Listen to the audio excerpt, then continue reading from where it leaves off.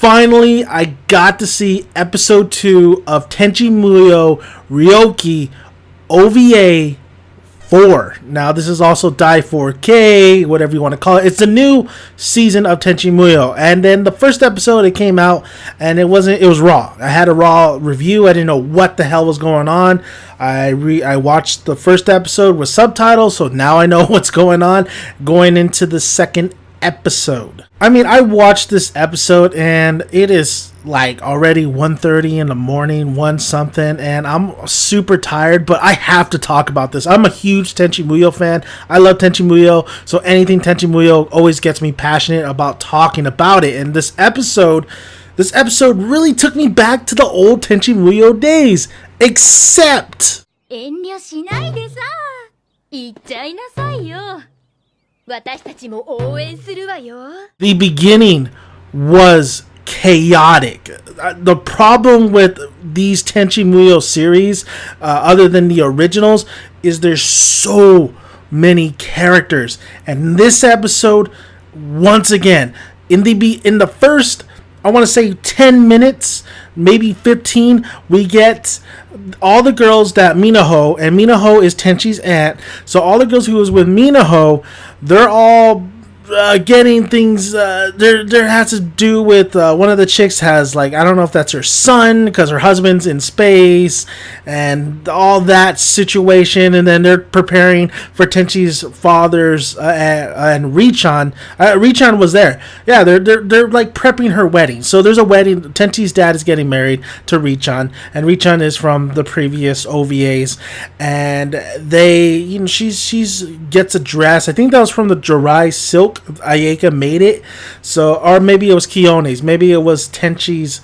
mother's old wedding dress. So whatever the case may be, they're all getting ready, you know, for this big occasion, this happy occasion, and that part of the episode was just everywhere. Like, I did not enjoy it at all, and I didn't give a shit about these characters. Like, I don't care about these characters. What I'm here for is the main cast. I'm here for Washu, Ayeka, Ryoko, Sasami, RYO-OHKI, Tenchi, grandfather, his dad. Those are the characters I'm here for, and I wish Kione was in this cast, but she's not. That's the Tenchi universe, so she's not in here, guys. This is from the original OVA.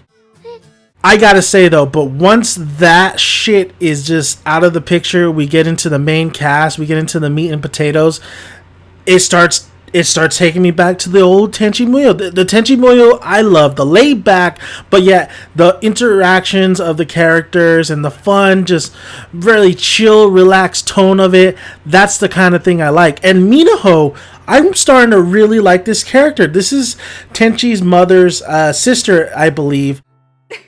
Minaho is the sister of Tenchi Muyo's mother, and man, I mean, of course, he views her as she looks like her, except with black hair. He wants to get to know her, and vice versa. She really wants to get to know Tenchi, and the moments they have is very tender, very sweet. She's a very sweet character, and I'm really starting to like this character a lot compared to a lot of the newer girls that came and went in the Tenchi Muyo series. Once again, though, RYO-OHKI is absolutely adorable. I love RYO-OHKI. If there was a #1 mascot for anime, like like a creature or a little cat or whatever, RYO-OHKI should be #1. She's so adorable, and this episode really, I love in this episode they have her transforming when she's in the pool, because she's with Tenchi and Minaho throughout the whole episode. She goes to bed with Minaho, she has a bath with Minaho and Tenchi, and just her, I love when that one particular scene when she's just transforming all over the place.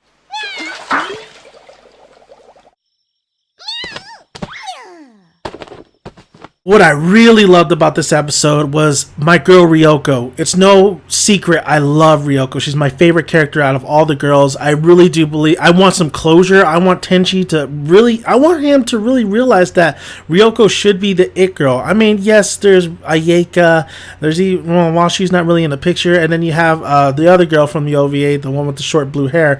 I already forgot her name because she's not that she does a lot for the household, and she even Minaho says like, hey, you're kind of like, you know, you're acting like you're the head of the house, but it's more of a motherly kind of figure than a romantic kind of figure for Tenchi. So Ryoko, we've already seen in different OVAs, but also in the first OVA, that she knows what Tenchi's been through. She knows when he was at his lowest point, when his mother died. She's been there, and there's one particular moment I love how they call back to it, and the animation's so beautiful in this OVA that just recreating that scene was just absolutely great to see. And that was when Minaho and Tenchi are going to go to the bath, and Ryoko was just kind of standing there, and I believe it was Washu or Ayeka was asking her like, you know, what's the matter? She's like, oh, nothing. It's just like it reminds me of a certain event. It reminds me of something. And Washu knows, because you got to remember, Ryoko is Washu's daughter, and they're connected via this. So whatever Ryoko feels or is thinking, Washu knows, and all the past events. どうしたんだい、涼子。え、ああ、ちょっと昔を思い出してさ。